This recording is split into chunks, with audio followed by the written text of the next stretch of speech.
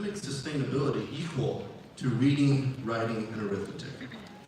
And so, how did you do that in your school? How is it ingrained in the curriculum? If I put my would-be children in your school, they learn writing, counting, sustainability. How do they do that?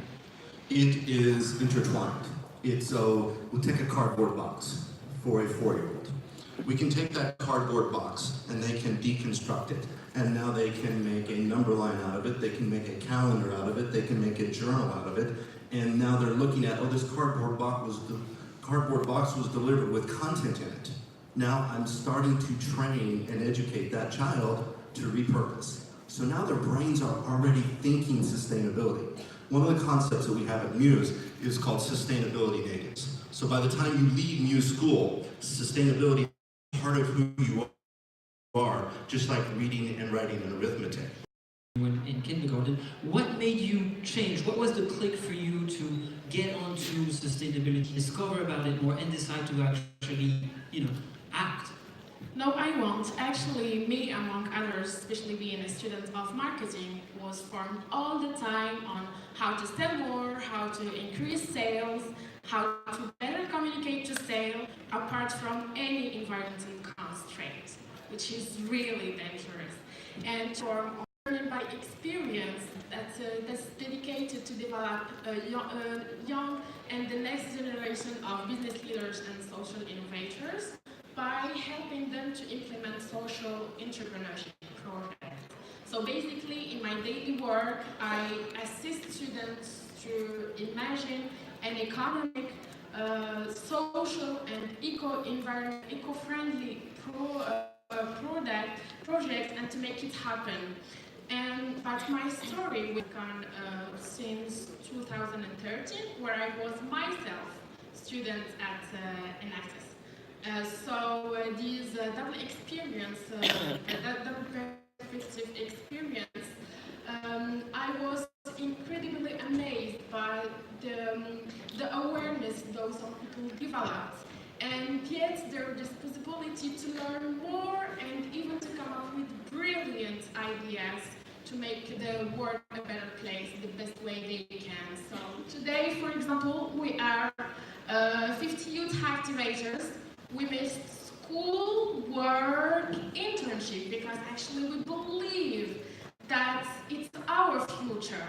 And we came because we have a lot of questions, but sometimes the answers are not really concrete, with facts. And I see some green... Yeah, your friends are with you.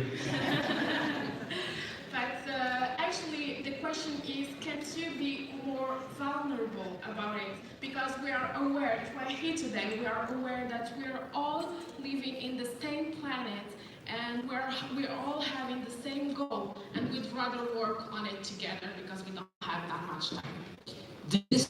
Academics, passion-based learning, sustainability, communication, and self-efficacy.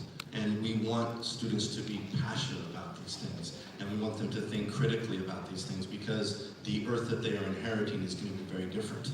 7-year-olds today may inherit an earth by 2030 where our oceans are completely depleted. And it was interesting, one of the speakers this morning said 3% of their consumers want to make change but don't know how. That's because we're not educating them. And we're not educating them at a young age to start thinking about that. By the age of 7, your brain is already hardwired to listen to and like the type of music that you're going to listen to for the rest of your life.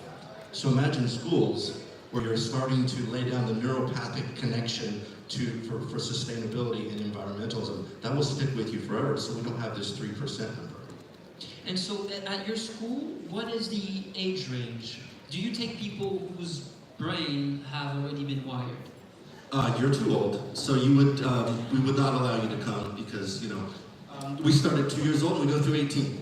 And our goal is to start early childhood centers around the world where sustainability is at the center, so that we're educating these children and we're educating the families. Because what's interesting about sustainability is that children are educating their parents. And parents may want it, but they don't know what they want and they don't know how they want it. But when their 6-year-old comes home and says, Mommy and Daddy, why don't we have a compost? Or, Mommy and Daddy, did you know that that piece of fish that you're eating is full of plastic? That really sets parents aside, sets them back, and they start to think, okay, maybe I shouldn't eat that piece of fish. Or maybe we should start composting. Maybe we should do things differently in our home. And do you think both parents and societies are ready for that type of school? Are they ready for the 6-year-old to come and say, you've been doing it all wrong? What's the reaction in your community? I don't know that they're ready. I just know that we don't have a choice. And we have to push through.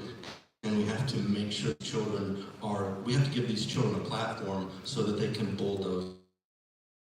American parents are trained to want their children to set, get, and regurgitate. And it's very damaging to a child's brain to do that. And you have to educate the parents alongside with the children. And you have